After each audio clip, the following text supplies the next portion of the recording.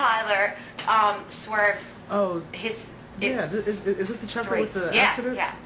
That's why I thought you'd remember. Oh. You want to give some info now, like you know what it's about? Yeah. Okay.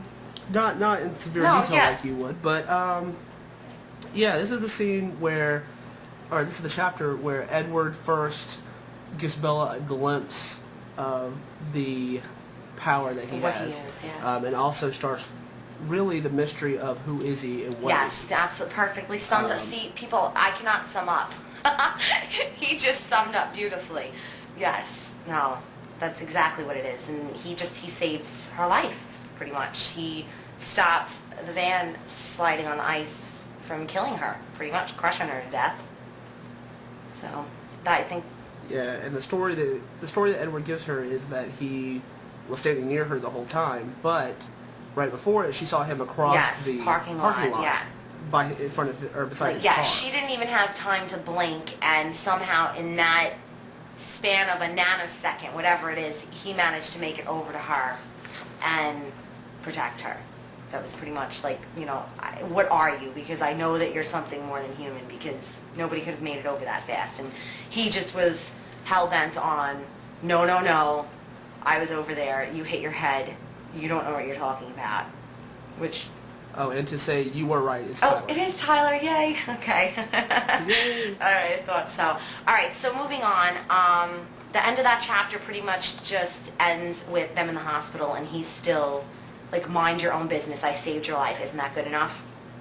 Okay, so chapter 4 is invitations, which the only thing I really want to say about this is it's a cute chapter. Like, that's when everybody's asking her to the dance. Oh, and one thing about chapter 3, that's the first time we get to meet Carla. Oh, yes, very, very good, DJ. Yes, he pointed out, yes, it's the first time we get to eat. Yeah, we get to eat him. Mm-hmm. Well, this is... We get to meet Carlisle, Edward's father, yes, who is the doctor in the hospital right there. Did they ever say what it is, like if it's Forks Medical Center, or... I don't think they ever do. I don't think so. I think it just says just that, the hospital. You know, they just take her to the hospital. And since Forks is a small town, I would just assume it was... Okay, and she does notice how not only are the kids, the Cullen children, strikingly beautiful and graceful, but so is Doctor. I remember her marking upon that, too. And young, yes. Yeah, I think they say he's, like, he looks like he's in his early 30s, I believe, like, so, very young. And, all right, so chapter 4, invitations, and like I said, the only thing I wanted to say about that was I thought that was a really cute chapter. Like, she's not used to anybody noticing her in her old school, and she's got all these guys coming up asking her to go to the dance. And I love the fact that Edward creates the traffic, I don't know if you remember that, but he creates the traffic jam so that, I think it's Tyler again, could get his chance to ask her to prom. Yes. And he's laughing. And then at the end of that chapter, he says, so Saturday night, what are you doing? And she's like, are you kidding me? You're not going to ask me too, are you? And he says, no, I want to know if I can take you to Seattle. Because that was her cover story. Why she couldn't go to the dance with everybody was she had to go shopping in Seattle. And also at the beginning of chapter 4, starts the whole the dreams with Edward.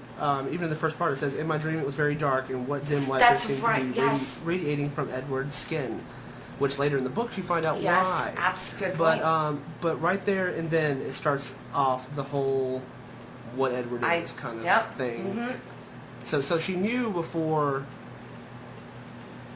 It's kind of foreshadowing. It's definitely foreshadowing. Yes, definitely. All right. So then moving on to chapter 5, which is blood type. Okay, and that was just the whole chapter where they're doing blood typing in biology, and she gets sick because she doesn't like the smell of blood. It's not even the sight of it. She says that it's the smell. And of course Edward's not there. Yes, of course he's not there. He tells her that he's skipping, that sometimes it's just healthy to skip. And I'm just trying to see, is this... Okay, it is. Blood type is the chapter where they're at lunch and he asks her, can I have just one theory? Because she said she's got a theory about him. And she's like, no, no, no, no, no. And he's like, please. And she's like, you looked at me with those eyes, and I blurted out, well, bitten by a radioactive spider, which I thought, exactly the Spider-Man reference, I thought was so cute. And he's all like, oh, you can't do better than that. Which, side note, which it has to do with the book, but at the same time, it doesn't necessarily have to do with it.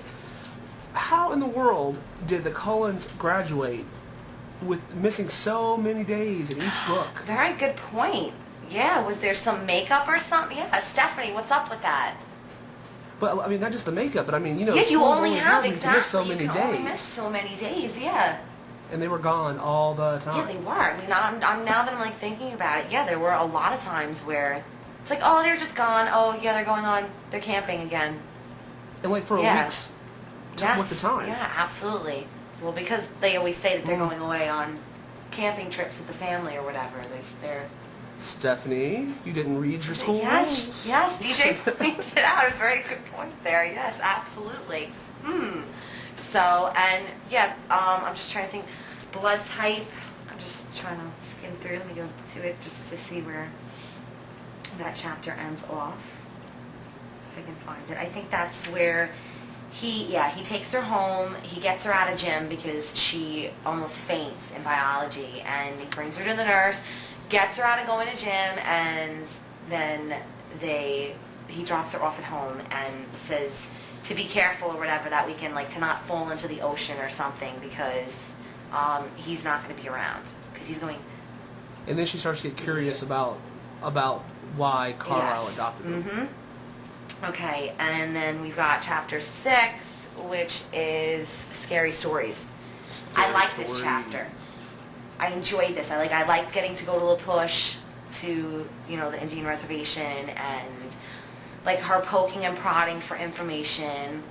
I thought it was cute how she's like, I think flirting with Jacob worked better than she thought she would. That she got the Oh, and Jacob's introduced in this chapter. And Jacob's introduced for the first time in this chapter. So, and and Jacob's the one who tells her, gives her the idea of what Edward could possibly be. Because she still has no idea. She doesn't know. She has no clue whatsoever, And he tells her a story about the Cold Ones, that supposedly his ancestors were wolves, and that their mortal enemy are the Cold Ones. At this point, Jacob thinks it's all stories. Yes. But out of the whole Twilight series, this chapter is the biggest foreshadowing. Not only in this book, but the next books, the series. What? 2? It's the series. Yeah, I mean, it really is. It's... If people read really hard into that chapter, not really the full outcome of the story, but they would have... The heart of the stories. Know exactly what was going to happen in the next couple of books. You're totally right. I mean, it's all... It is. Go back and read chapter 6, people. It's definitely all there. And so he gives her the idea that, oh my goodness, maybe Edward's a vampire. And then that leads to chapter 7, which is Nightmare, where she has the nightmare about the wolf, about Jacob turning into a big red-brown wolf, and Edward was there. And Mike was even thrown in on that dream, I remember. Like, Mike was there calling whatever, Bella, get back, and... And so that's chapter 7, and that's, foreshadowing, too. I mean... Yeah, and plus, she never really went into this with the stories, but I wonder if one of her quote-unquote gifts is kind of like Alice's, but not as strong. Because it's weird that she's having these dreams, like the red-brown wolf. I know, there's a lot, they're prophetic in a way. Yeah, it's like how in the world did she know all this stuff, detailed stuff, before it even happened? No, I agree. No, it's definitely... Do-do-do-do-do-do-do-do. Twilight theme for those of you who are too young to... who have not seen the Twilight episodes. Okay, just trying to think. That's what I wanted to mention about chapter 7.